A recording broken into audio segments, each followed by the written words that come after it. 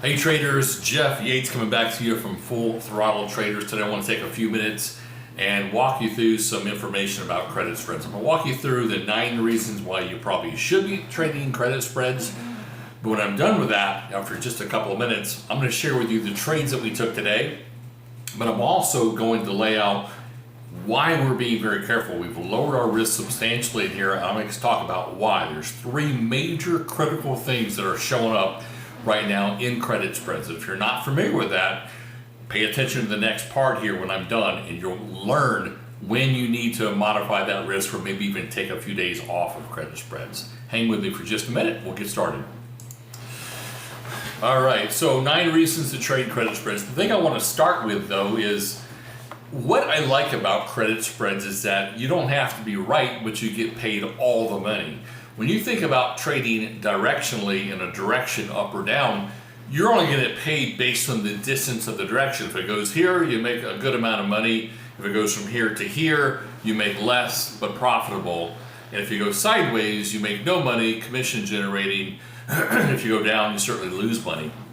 With credit spreads, you don't have to be right about the direction, right? You just want to tell the market, say, don't go here, don't go here, stay anywhere in between, and don't go too fast towards any one of those directions, i.e. gamma risk, vega, things like that, can knock you out of trades. Outside of that, it's very user-friendly in a sense of you don't have to be directionally right. You just need to know your boundaries and watch the second half of this 5-minute presentation so I can show you the 3 things that are very dangerous in the market right now with credit spreads and how we're racking up money in spite of that. So consider premiums up front, right? Collect premiums up front, get paid the moment you open the trade. So if you're new, when you hear the word order filled, you actually have got cash in. They actually put all the money in your account. Your job is to navigate risk management and to keep those funds in your account. Define risk, define reward, and know exactly what you can win or lose before you click buy. And that's determined based on your spread. Most stocks we want to see the move go up in a debit situation. In a credit situation, we want to see the premium decay or fall. Make money in sideways markets. No big move, no problem. Profit when the stock goes nowhere. You may think of that as more of a debit side option trade when you're doing more of a control, not a diagonal spread, but basically a put and a call at the same price.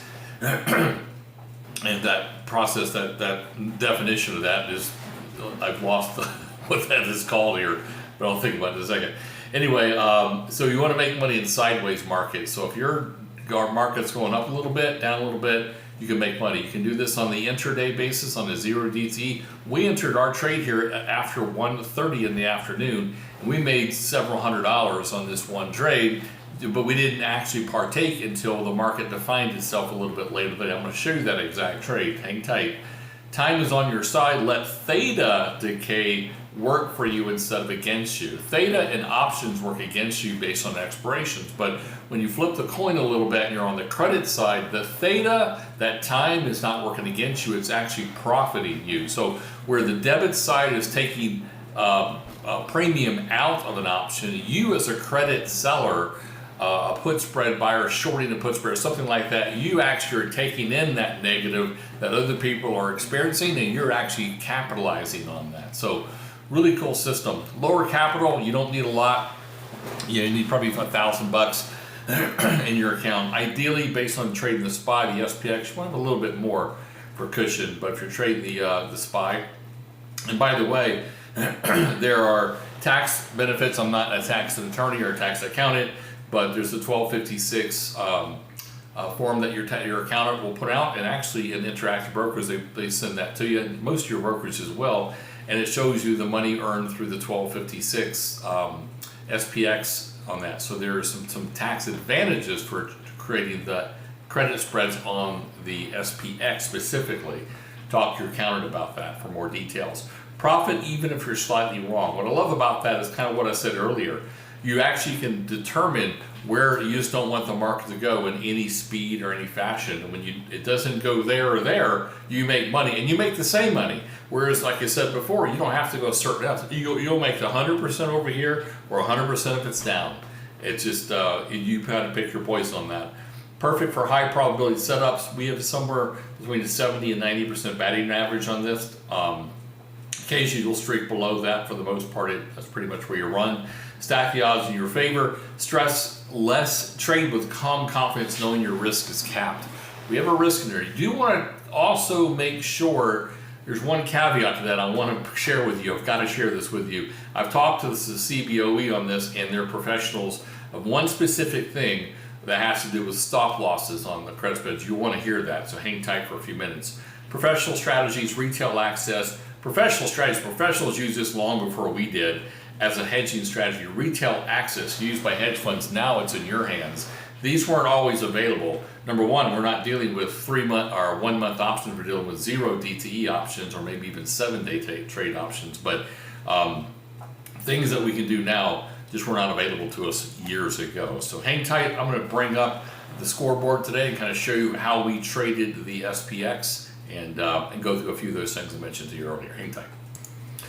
All right. So the first thing I want to make you aware of is that when you're trading the SPX, it's basically 10 times the amount of the SPY. The nominal value is about 10 times. So you see the SPY down here at 599.35.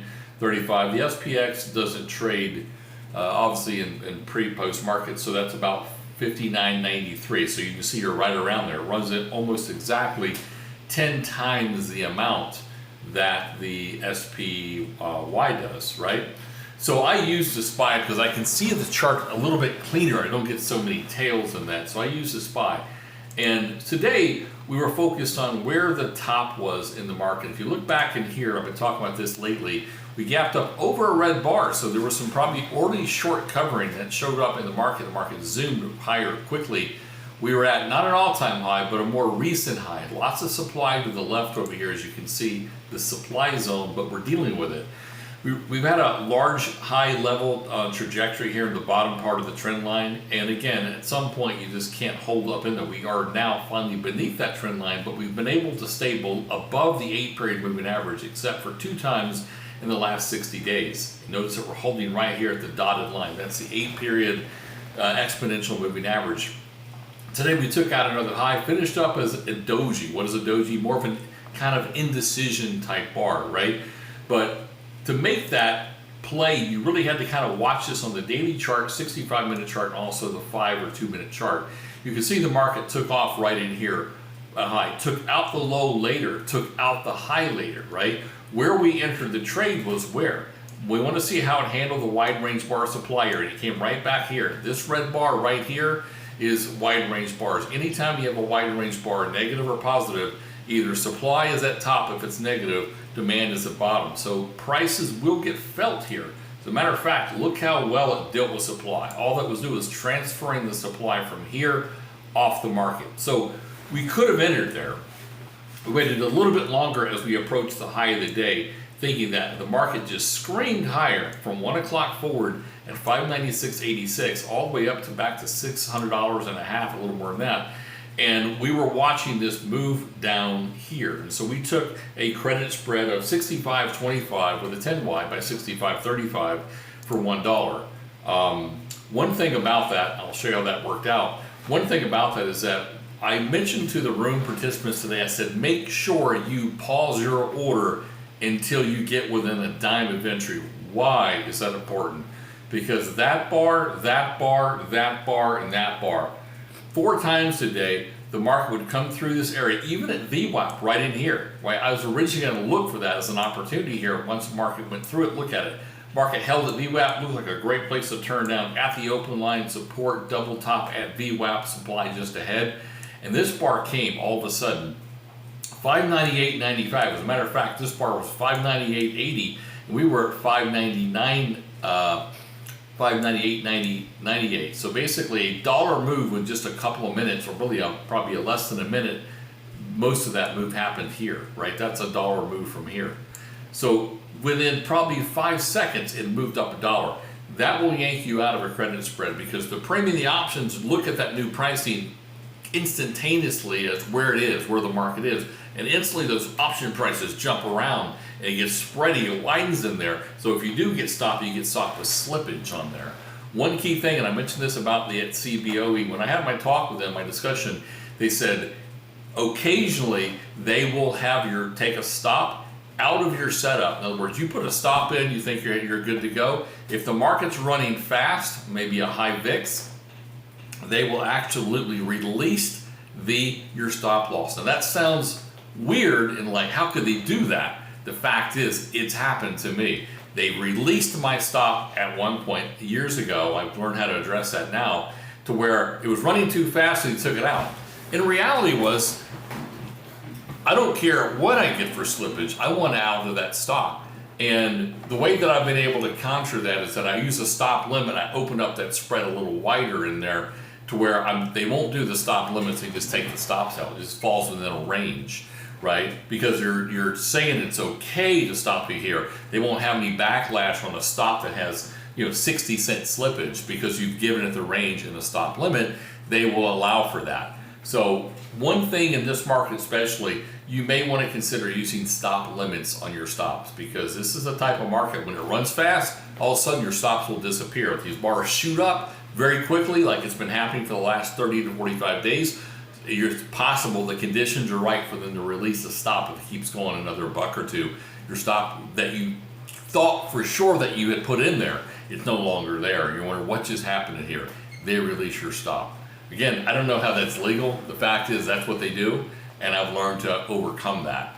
But these wide range bars have been coming out of nowhere lately, and that can wreak a little havoc in really any type of a trade, but more so in credit stress because of how you're playing the sell and the buy option, and how that creates a wide spread quickly. So it'll start here but fill you at the other end of that, maybe 60, 70 cents higher, and your stop might have been, your whole credit might have been 50 cents. You could double your loss in something like that. If they don't and they eliminate the stop, that thing could be up $2, $3 or higher based on the width of your spread, totally going for a full loss in that. So these can be dangerous. You want to make sure you understand the critical things about the market right now and how to use stop limits to make sure you curtail where they can just release your stops if you have a fast running market. The good part is usually it happens in higher VIXs over 35, 40 right now, because of the distance, the rate of change in the stock prices, or the stock prices in general. But with these wide range bars, it's kind of acting like that. The deltas are running fast in these wide, just for a second or two. You'll get stopped out and it comes right back down and regroups. But that second or two can take you out of those plays. So we took our play right up in here as we approach this high area in here about, right about 2 o'clock or 2:15 or so. We did pull back here, had a nice run up. We did pull up a little bit higher in that wide range bar. That was about $1, as I mentioned here, about 60, about $1, a little more than $1. Came back down and held in here. Again, what did we have in our defense? The body of that was right back to the body, number one. Number two, we ran a country mile. We ran up the full distance from the low to the high. Here, that's a complete range of that day. That's running a complete 16 delta, 1 standard deviation, at least in today's market. And we elected to put our credit spread right up here. Now, we had one earlier today that the room did. They got out of here about break even. Some people stayed with it and actually made a full profit. This one here really didn't come against us that much. We took this in at $1, the 60-25 by the 60-35 bear call spread. And notice, a bear call spread means that I'm trying to determine where the top of the market is. I'm not trying to determine the trend. God knows trends are just hard to find and maintain these days, right? It'll trend up all day, all of a sudden the market will drop $9. Happened 3 weeks ago. We trended up all day. The last 20 minutes, the market dropped through the low of the day over $9. And that's happened not to that extreme all the time, but that's what I fear. So I'm a better credit spread trader when I'm trying to determine where the top is, potentially, where the bottom is. If you wait too late in the day, the problem is you're too close to the market. Although you may be right, you have little room for error because you're closing in on time and you're right up to the top of the first spread in here. I like to do 10 wides these days. I've done 100 wides and 50 wides and things like that. The wider you go, the further you can be away from the market, but the speed of the option runs faster when you're wrong in the short term against you. So I've typically found a slower burn process seems to work for me. 10 wide, some people do 5. You can go up to 25 if you want, but 10 seems to be the sweet spots right now for at least the market conditions we're in. So again, we took it here, we burned $1 premium down. It was kind of getting a little bit knee-jerky in here. The little hammer pulled up on a buy setup at this, so at the time, trending market at the 9 EMA, above VWAP here. At that point, I elected to get out at 40 cents on half. I came to the back, I let it expire worthless. Why do you want to let it expire worthless if you can? No commissions you pay, it just expires, right? SPX expires exactly when the market closes at 4:00, right, Eastern time. The SPY, be careful if you're in even a 0 DT, it lags on for 15 minutes in the spiders. So make sure in SPX, you're going to be out automatically. But if you're a 0 DT in the SPY, you could be, another 15 minutes of market coming at you. And you have earnings and the SPY runs, that could be a detriment. Do not let that go past 4 o'clock. Get out of a SPY if you're a 0 DT. Do not let it close worthless. And also, there could be the Qs as well, the NASDAQ. But so yeah, things have been well in these areas. We had a couple different break even in a full winter today. You take it in stride. You want to make sure you have a strategy, a setup. We do that at Full Throttle Trades. We determine our width of our strategy. We look at where we think that we might partake. We let the market come to us very often. And sometimes as a result, yesterday we missed a spread. It came right to our entry. It didn't fill us. It came down would have been, we didn't have a penny of loss in that thing if we would have got in. But sometimes you don't know. You just let it come to where your thinking is. Judge the market based on here, and if you can get back there and the premium is lower, you may have to adjust your premium down or go a little wider in your strikes to get the same premium. You can do that as well. Adjust your premium based on the market finally getting to your thing, but not getting your dollar premium. You may be at 70 cents or 60 cents. Open up another 5 or 10 wide on your spread, you're going to find the other quarter, and then you can play on that if you want to. So you can always still get your premium, you just have to go with a wider stop. Do not let that go against you. Obviously, the most you can lose in a spread is the distance of the width of the spread less the credit received. So if you trade a 5 wide, for example, that's $500 and not based on 100 times 100, and you have a dollar entry. The most you can lose, this thing going to heavens or the hell below, the fact that those you can lose is $400 at the end of the day if it closes below or above the furthest strike out. So you want to keep that in mind. So you're doing 25 wides and you get one of the things coming at you, you could lose $2,500 a contract. If you have a dollar, you can use $2,400 a contract. So be careful when you start opening up your spreads and whatnot. Trade off of premium. Use a premium, typically 2 to 1. I like to go in for $1 with a stop at $1.70. Why do I do that? Well, number one, there's always slippage in and out of these when you're coming out of these at 5 to 10 cents based on your stop. But I like to do that because it brings my risk reward back to a 1.3 to 1. It's hard to get more than a 1 to 1. So I taper the upside. I go 1.7, and if I let the back expire worthless, I'm going to have a full 1.3. The only way to get ahead of the risk reward curve is to shorten the stop, let it run, right? But when you're dealing with a premium that goes to 0, there is nothing below 0. So you're playing in a world where you have to really keep the stops tighter and then open up and let that come down to give you a better risk reward. The best I've seen doing this is about a 1.3 risk reward, giving it a little bit of a kind of kick both ways. So anyway, on this particular play, I just took a few contracts. We ended up making about $200-300. Some people $200, some people $300 on here. Keeping it small, typically I wouldn't do more than 300 risk in this market until we get out of these little nuances where the market's just screaming higher.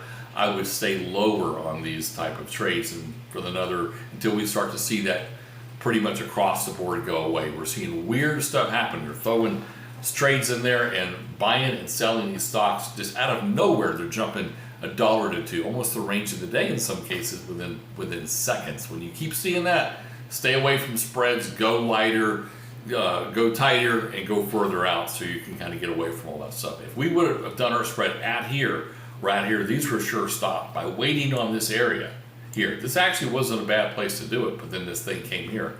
It's not a bad place, but we waited later and we got a much better premium, and it had to go further to get our strike in.